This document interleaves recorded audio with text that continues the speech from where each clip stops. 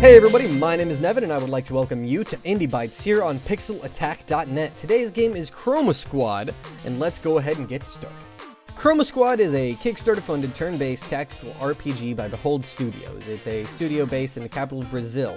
Originally founded in 2009, they've also made the games Knights of Pen and Paper, which is a mobile game, and Bit Machine. The studio's won numerous awards since it was founded, including awards at events like SB Games and BR Games.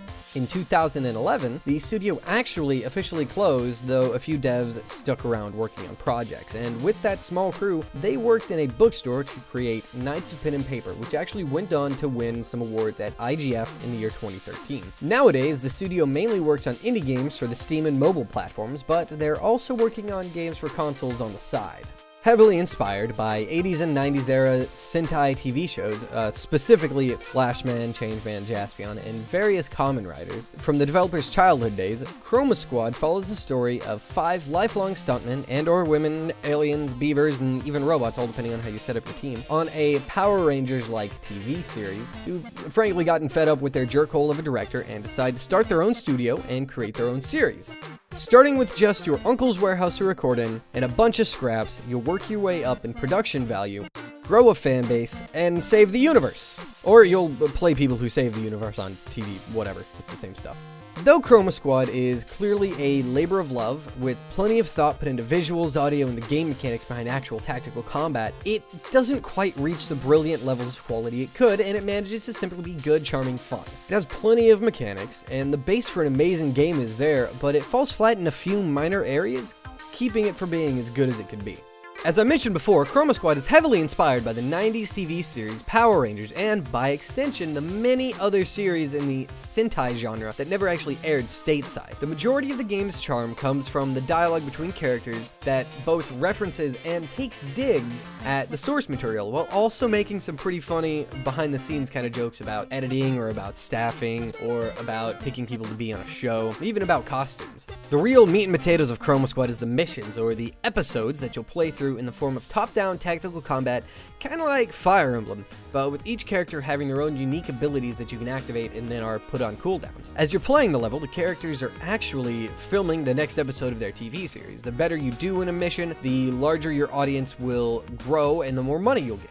The missions themselves are fun enough, but they're pretty easy on normal difficulty, and I haven't had time to go through on hard mode yet, so it's possible that plenty of things change and mix up on hard, but I can't say for sure. As you progress through the game, there will be a wider variety of enemies, mainly upgrades and slight reskins, but there are also new enemies added, and they each have slightly different sets of tactics. Like there's one that attacks from range, there's one that rushes in, there's one that can stun you, there's one that mainly just heals other enemies. And there's also a decent variety of bosses. And in the tactical mode, they're different enough, but when you start to engage in combat in your giant mecha, which is awesome, they're all pretty much identical. It's a pretty simple combat there where you hit a button to attack and you have an option of hitting other buttons to do special attacks that end your turn. But when it's the enemy's turn, it's just a quick time event, basically. And I feel like they definitely missed out on something awesome they could have done there. The actual arenas that you fight in don't really start to get varied until about halfway through the second season, and even then it's slowly. And while that totally makes sense given that the game is following a low budget show as it becomes high budget and you gain access to more areas, it really makes the early areas of the game feel like a bit of a grind. And going back through, it's kind of annoying to play from the beginning again, because it's like, oh, these areas again. Each of your 5 different squad members fills a specific role. There's team lead, assist, scout, assault, and techie. And each one's got different focuses in combat and in the plot. They'll each have different abilities that they'll gain over the seasons, and each role feels different, at least when it comes to their skills. The assist is basically a medic, healing in groups or at range. The team lead works with positioning, moving team members or pulling enemies to them. And the techie focuses on ranged attacks. The assault is your DPS, and the scout, I haven't been able to figure out why the scout's there. Bonk. The plot of the game itself is pretty predictable, but that doesn't really stop it from being charming and fun, and it also doesn't mean that I'm going to spoil anything here. Suffice it to say, though, you go on a bit of a cliche adventure and you punch lots of monsters on the way. It does the classic story arc from its source material, and it makes plenty of jokes about it as you punch bad dudes with your gigantic cardboard robot. It's an enjoyable ride, and I'm interested in playing through a second time to see if the choices that you make actually affect the plot in any meaningful way. Between episodes, you'll come back to your studio to answer emails, buy gear, upgrades, and choose a marketing firm for your future episodes. The only details that you can't change are your actors, their character names, and their suit colors. Everything else is free game to modify, though nobody reacts to it. It seems weird that in a world where everybody is referring to your show day in and day out, or tweeting out your squad names and your team shouts, nobody reacts to you changing your transformation from Super Transform Go to I like potatoes. Everyone just acts like it's always been that way, and that's kind of jarring, and it really pulls you out of the you're on a TV show kind of thing. They missed it. Missed opportunity. Though most things in the game are fairly self-explanatory, a few mechanics aren't really well explained, like fan conversion. At the end of an episode, you get a screen detailing how well you did, displaying tweets about the episode from your fans. It shows your audience meter that you earned through the mission, and how much money and fan power the audience meter actually turns into. Crafting and recycling isn't really explained at all, and it turns out that you aren't guaranteed each of the things in the recycle screen shows. You've only got a chance to getting the items shown. So you can pay $50 for a box of stuff, and then it won't come with everything in it? That's bad business, guys. Come on. I would give them a bad review on a Yelp.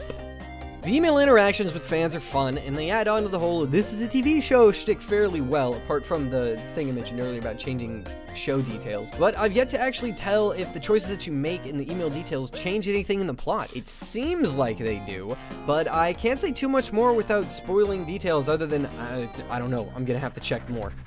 There are two glitches in Chroma Squad that really bother me. One's pretty minor and one's actually kind of annoying. The first one, sometimes the tile or enemy that you're wanting to move to or attack doesn't highlight, so I'm unsure if I'm mousing over the correct tile or if the game is even registering my mouse placement.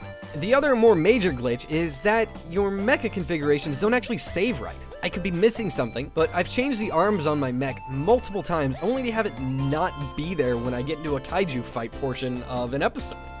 If this were purely cosmetic, I wouldn't have too much of a problem with it. It would be annoying, but whatever. But the pieces of gear that you have and the quality of them affect your mecha's abilities and stats to the point where at later levels, not having upgraded pieces or not having the abilities that you want can really kick you in the pants.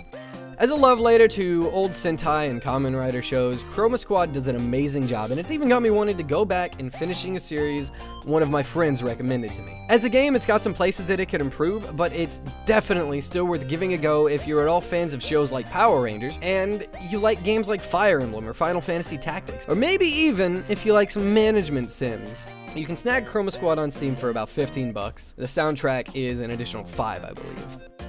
That's all for this episode of Bytes, so thank you for joining. If you've enjoyed this episode, please leave a like and subscribe for more, and be sure to check out our website, pixelattack.net, for more articles and videos that I've done, as well as what the other members of the team have done, because it's not just me making this place awesome, okay? If you're interested in seeing a more casual side of stuff that I do, you can check out my personal YouTube channel, linked in the description. And lastly, if you have any indie games that I should check out for Bytes, leave a comment below or shoot me a message on Twitter. My handle is @ForkH.